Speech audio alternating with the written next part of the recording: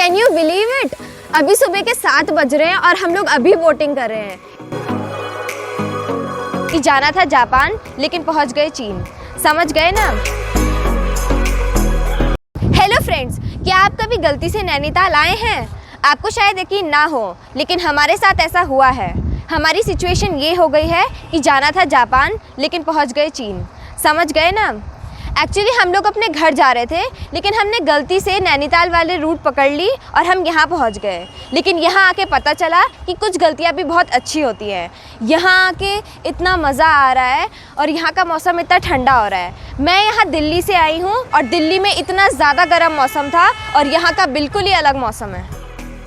Actually हुआ ये कि काठगोदाम से हमें भीमताल वाला रूट पकड़ना था, लेकिन रात भर ड्राइविंग करने की वजह से पापा का ध्यान भटक गया और हम नैनीताल वाले रूट पर आ गए। वो तो जब हमें इतनी शानदार रोड दिखी तब माथा ठनका। हमें पता था कि भीमताल वाले रूट में तो सड़क इतनी अच्छी है नहीं। हम 4-5 किलोमीटर आगे आ चुके थे, तो फिर हमने सोचा कि नैनीताल वाले रूट से ही घर जाया जाए। लेकिन हैरानी की बात ये थी कि कोरोना काल में भी नैनीताल के लिए टूरिस्ट की भीड़ लगी थी। वो तो सरकार ने RT-PCR टेस्ट रिपोर्ट कंपलसरी की थी, वरना तो टूरिस्ट का मेला ही लग जाता। खैर, हम लोग तो अपने घर जा रहे थे, लेकिन कुछ लोग ऐसे भी हैं जो दिल्ली से नैनीताल की तरफ जा रहे थे। जैसा कि आप जानते ही हैं कि आजकल दिल्ली में 45 डिग्री से ज़्यादा टेम्परेचर हो रहा है, इसीलिए लोग वहाँ की गर्मी से बचने के लिए नैनीताल घूमने आ रहे हैं।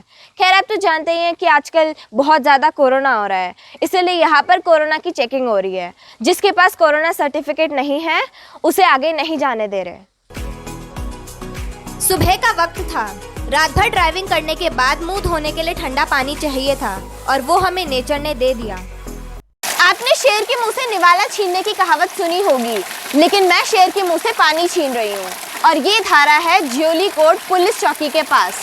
वाह, क्या ठंडा पानी है यहाँ का। इसके सामने तो कोल्ड ड्रिंक भी फेल है।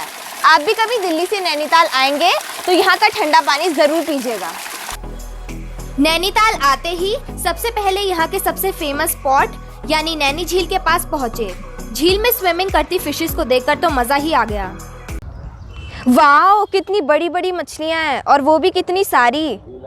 मैंने आज तक इतनी बड़ी मछलियाँ कभी नहीं देखी। वैसे भी हम लोग तो वेजिटेरियन हैं, इसलिए फ़िश, मटन या चिकन आज तक ना खाया है ना देखा है। लेकिन आज इन फिशेस को देख के तो मज़ा ही आ गया। ये फिशेस मुझे इतनी अच्छी लग रही है कि मुझे इन्हें बिस्किट खिलाने का मन कर रहा है। लेकिन फिर तभी मैंने एक बोर्ड देखा, खाने की कोई भी वस्तु झील में ना डालें, इससे मछलियाँ मर सकती हैं। आपको ₹500 का जुर्माना हो सकता है। नैनीताल आए और बोटिंग ना करें, ये कैसे हो सकता है?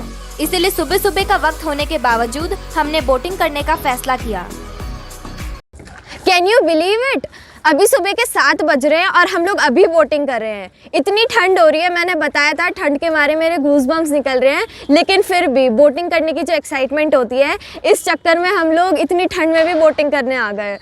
लेकिन बहुत मज़ा आ रहा है, सच्ची बोले तो बहुत मज़ा आ रहा है। दीदी, एक बात मैं भी कहना चाहता हूँ, दिल्ली में इतनी गर्मी थी, मुझे घमौरियाँ हो गई थी, लेकिन लगता है अभी एक दिन में ही मेरी घमौरियाँ सब निकल जाएगी। वही तो भाई, वहाँ पे इतनी ज़्यादा गर्मी थी और यहाँ पे तो बिल्कुल ही अलग है।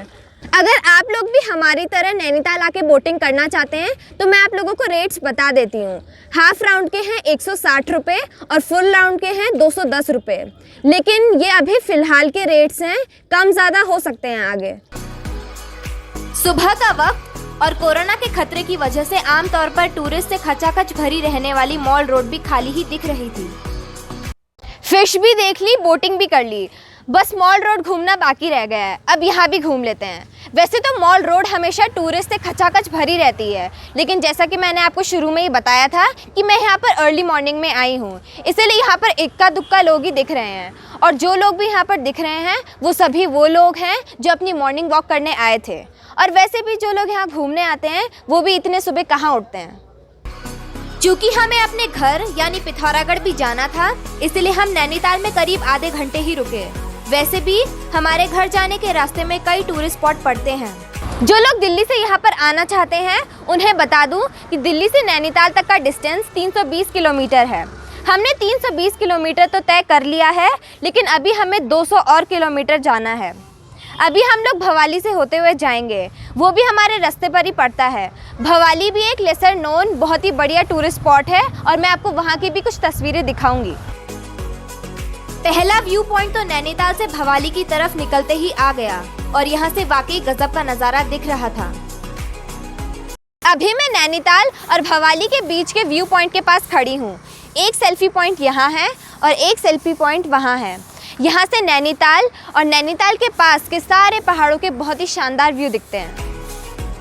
कुल मिलाकर गर्मी के सीजन में सर्दी का लुत्फ उठाने नैनीताल आया जा सकता है, लेकिन अगर आप अपनी प्राइवेट कार से आते हैं तो एक मुश्किल झेलनी पड़ सकती है। ज्यादातर टूरिस्ट डेस्टिनेशन की तरह नैनीताल में भी पार्किंग की बड़ी प्रॉब्लम है। खुद हमें पार्किंग के लिए बहुत प्रॉब्लम आई। हमें अपनी गाड़ी नैनी झील से कम 2 किलोमीटर दूर पार्क करनी पड़ी।